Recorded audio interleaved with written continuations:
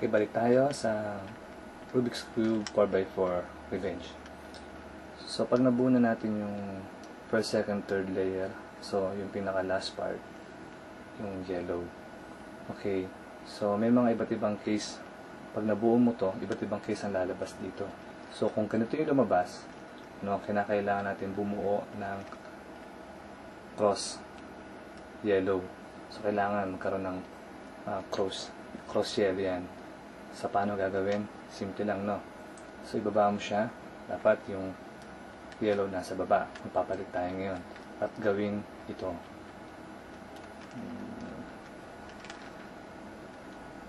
Outer right, up, front, down,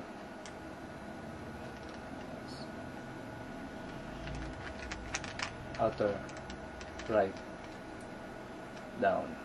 Tapos balik natin itong front. Yan. Tapos yung pinakailalim, lagyan, twist mo sa right. Tapos yung front, baba mo siya. Tapos ibalik mo yung pinakailalim sa left. Tapos iangat natin siya. Okay. Tignan natin. So meron na tayong cross half. So, kailangan buo yan eh. So, ang gagawin natin ngayon, twist mo siya. Dapat itong straight na to ay hindi natin tatamaan. So, gawin uli yung steps na yon at ilagay natin siya sa ilalim. Yan, tandaan na nasa ilalim siya.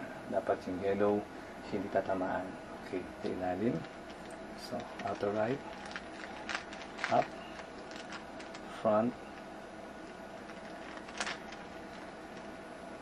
twist to your left, then balik natin itong outer right, baba natin itong front, tapos itong ilalim, twist sa right, tapos itong front, no, put natin dito, and tapos balik natin yung right, yun, tapos taas natin to.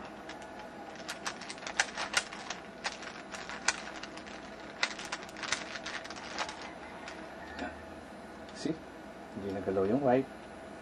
Hindi nagbago yung kanilang pwesto. At ayun. Pansin nyo? Nawala yung yellow dito, napunta dun. Dapat talaga ganyan ang mangyayari. So, kailangan top cross, di ba? Okay, cross yellow. Ganyan dapat ang position niya.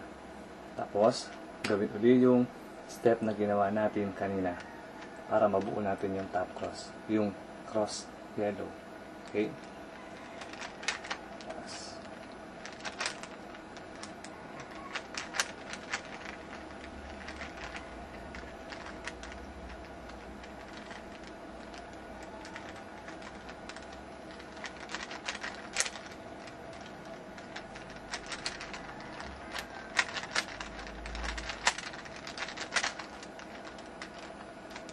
Natin. See? So, okay. So, may mga pagkakataon na kahit anong gawin mong ikot, hindi mo makukuha yung cross na yellow.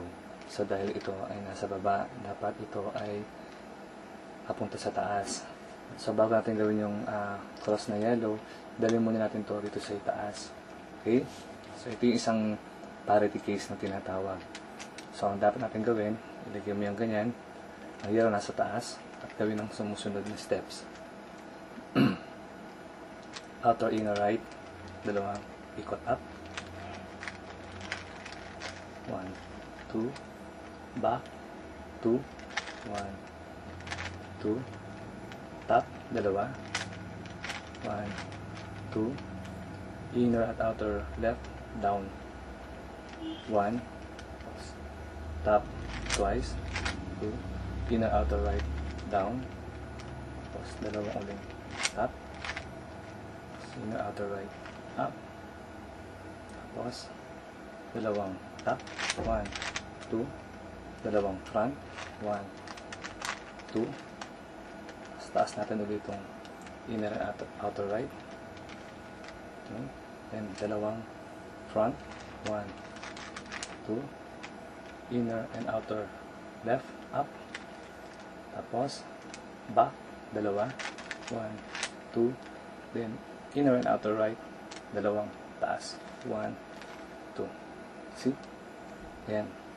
So, buo na natin yung top cross. Next,